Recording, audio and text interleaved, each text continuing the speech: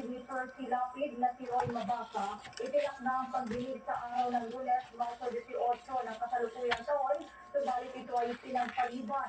Ipinaalam umano ito ng Las Piñas Clerk of Court matapos na hilingin ng state prosecutor.